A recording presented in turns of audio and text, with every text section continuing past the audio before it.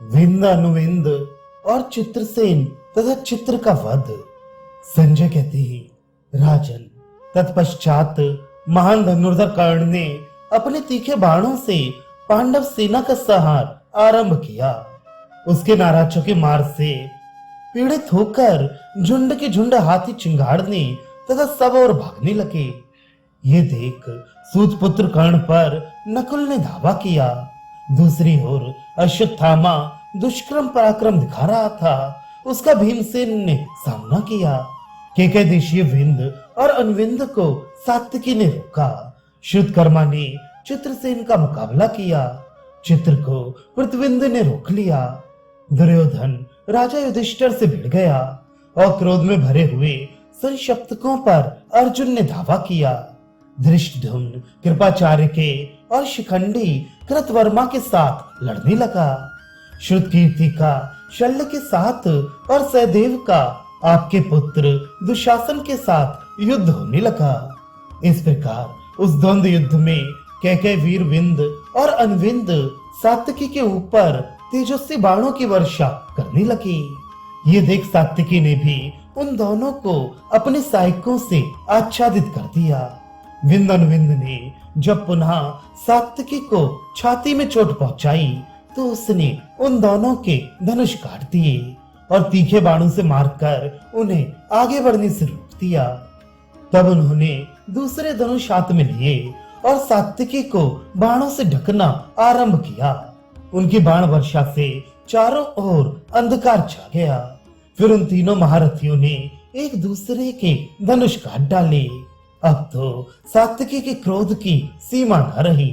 उसने तुरंत ही दूसरा धनुष लेकर उसकी प्रत्यंचा चढ़ाई और एक अत्यंत तीखा छुरा चलाकर अनुविंद का मस्तक उड़ा दिया।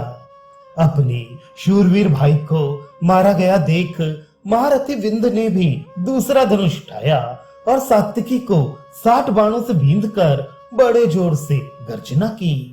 फिर उसकी छाती और भुजाओं को हजारों बाणों से घायल किया। इतने पर भी सात्विकी का चेहरा मलिन नहीं हुआ। उसने हंसते हंसते 25 बाण मारकर विंद को घायल कर दिया। इसके बाद दोनों महारथियों ने एक दूसरे का धनुष काटकर सारथी और घोड़े मार डाले।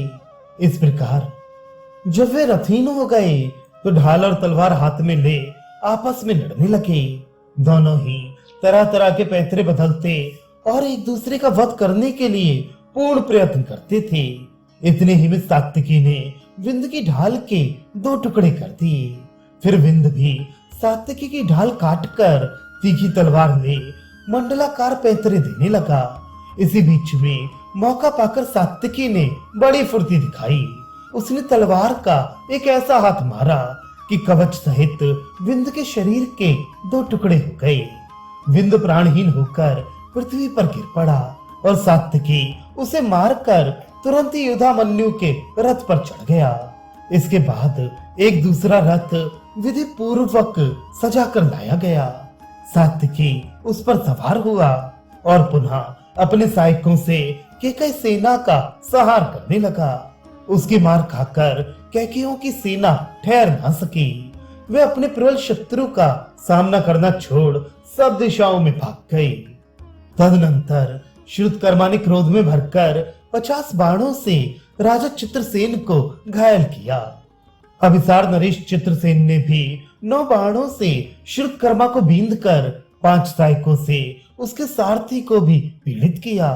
तब श्रुतकर्मा ने चित्रसेन के मर्म स्थान में तीखे नाराज से वार किया। उसकी गहरी चोट लगने से वीरवर चित्रसेन को मूर्छा आ गई। थोड़ी देर में जब होश हुआ तो उसने एक भल्ल मारकर श्रुतकर्मा का धनुष काट दिया और फिर 7 बाणों से उसे भी बीन डाला। श्रुतकर्मा को पुनः क्रोध आया। उसने शत्रु के धनुष के 2 टुकड़े कर डाले और 300 बाण मारकर उसे खूब घायल किया। फिर एक तेज किए हुए भाले से चित्रसेन का मस्तक काट गिराया।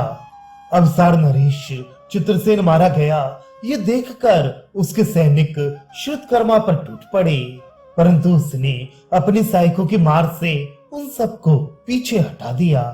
दूसरी ओर प्रतिविंद ने चित्र को 5 बाणों से घायल करके 3 सहायकों से उसके सारथी को बीन डाला और एक बाण मारकर उसकी ध्वजा काट डाली। तब चित्र ने उसकी बाहों और छाती में 9 भल्ल मारे। ये देख प्रतिविंद ने उसका धनुष काट दिया और 25 बाणों से उसे भी घायल किया। फिर चित्र ने भी प्रतिविंद पर एक भयंकर शक्ति का प्रहार किया, किंतु उसने उस शक्ति को हंसते हंसते काट दिया। तब उसने प्रतिविंद पर गदा चलाई। उस गदा ने प्रतिविंद के घोड़े और सारथी को मौत के घाट उतार उसके रथ को भी चकनाचूर कर दिया। प्रतिविंद पहले से ही कूदकर पृथ्वी पर आ गया था। उसने चित्र पर शक्ति का प्रहार किया। शक्ति को अपने ऊपर आते देख चित्र ने उसे हाथ से पकड़ लिया और पुनः प्रतिविंद पर ही चलाया। वे शक्ति प्रतिविंद की दाहिनी भुजा पर चोट करती हुई भूमि पर जा पड़ी। इससे प्रतिविंद को बड़ा क्रोध हुआ। उसने चित्र को मार डालने की इच्छा से तोमर का प्रहार किया। वह तोमर उसकी छाती और कवच छेदता हुआ जमीन में घुस गया। तदराया चित्र अपनी बाहें फैलाकर भूमि पर ढह पड़ा। चित्र को मारा गया देख आपके सैनिकों ने प्रतिविंद पर बड़े वेग से धावा किया, परंतु उसने अपनी सहायक समूहों की वर्षा करके उन सबको पीछे भगा दिया। उस समय जबकि कौरव सेना के समस्त योद्धा भागे जा रहे थे, केवल अश्वत्थामा ही महाबली भीमसेन का सामना करने के लिए आगे बढ़ा। फिर उन दोनों में घोर संग्राम होने लगा। अश्वत्थामा ने पहले एक बाण मारकर भीमसेन को बीन दिया, फिर 90 बाणों से उनके मर्म स्थानों में आघात किया। तब भीमसेन ने भी 1000 बाणों से द्रोण पुत्र को आच्छादित करके सिंह के समान गर्जना की, किंतु अश्वत्थामा ने अपने सहायकों से भीमसेन के बाणों को रोक दिया और मुस्कुराते हुए उसने भीम के ललाट में एक नाराज मारा। ये देख भीम ने भी 3 नाराजों से अश्वत्थामा के ललाट को बीन डाला। तब द्रोण कुमार ने 100 बाण मारकर भीमसेन को पीड़ित किया, किंतु इससे भीम तनिक भी विचलित नहीं हुए। इसी प्रकार भीम ने भी अश्वत्थामा को तेज किए हुए 100 बाण मारे, परंतु वह डिग ना सका।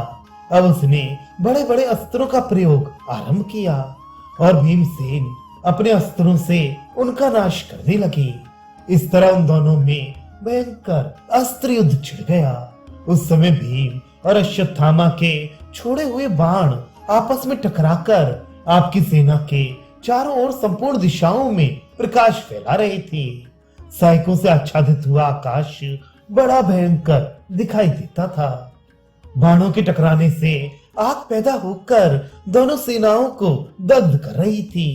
उन दोनों वीरों का अद्भुत एवं अचिंत पराक्रम देखकर सिद्ध और चारणों के समुदायों को बड़ा विस्मय हो रहा था। देवता, सिद्ध तथा बड़े बड़े ऋषि उन दोनों को शाबाशी दे रहे थे। वे दोनों महारथी मेघ के समान जान पड़ती थी। वे बाण रूपी जल को धारण किए शस्त्र रूपी बिजली की चमक से प्रकाशित हो रही थी और बाणों के बौछार से एक दूसरे को ढके देते थे। दोनों ने दोनों की ध्वजा काटकर सारथी और घोड़ों को बींध डाला, फिर एक दूसरे को बाणों से घायल करने लगे। बड़े वेग से किए हुए परस्पर के आघात से जब वे अत्यंत घायल हो गए तो अपने अपने रथ के पिछले भाग में गिर पड़े। अश्वत्थामा का सारथी उसे मूर्छित जानकर रणभूमि से दूर हटा ले गया। भीम के सारथी ने भी उन्हें अचेत जानकर ऐसा ही किया।